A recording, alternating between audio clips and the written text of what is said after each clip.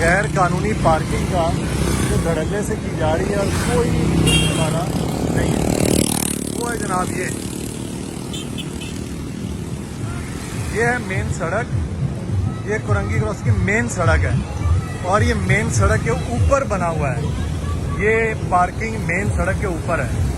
اب مرتضی آپ صاحب یہ بتائیں گے یا ڈی ایم سی یہاں بتائیں گے کہ یہ مین سڑک پر کھڑی ہونے والی پارکنگ، جی یہ مین کے اوپر پارکنگ کیوں ہے بھائی؟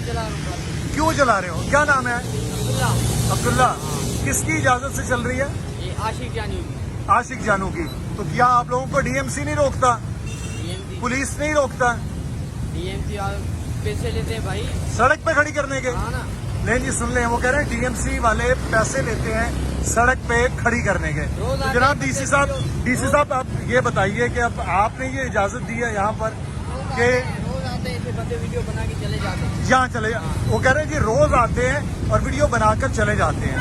یہ ہے مین، اور یہاں سے ابھی 4 دن کا میں ہوں، انچارج آپ ہیں، دن میں بھی رات میں میں ہوتا ہوں 24 گھنٹے تو آپ یہیں کھڑی کریں گے بدماشی کے ساتھ سڑک؟ وہ کہہ رہے ہیں فل بدماشی کے ساتھ۔ بدماشی کے ساتھ۔ چلیں ٹھیک ہو گیا، بہترین ہے۔ پہلے وہ لے کے جاتے تھے ویڈیو بنا کے، اب یہ ویڈیو کہیں اور جائے گی بیٹا۔ روز بولتے ہیں، یہ دیکھ لیجئے، یہ رویہ روز بولتے اب یہ ہے، یہ دیکھ لیں۔ اب یہ ٹریفک پولیس بھی ان کو نہیں روکے گی، وہاں ریڑیاں اٹھوا لی ہیں۔ یہ ساری غیر قانونی پارکنگ ہے اور یہ انڈس ہاسپٹل کے سامنے ہے۔ انڈس ہاسپٹل کے اندر پارکنگ نہیں ہو رہی ہے، باہر پارکنگ ہو رہی ہے۔ یہ تو مرتضی آپ صاحب یہ وہ کہہ رہے ہیں کہ ہم زبردستی کریں گے۔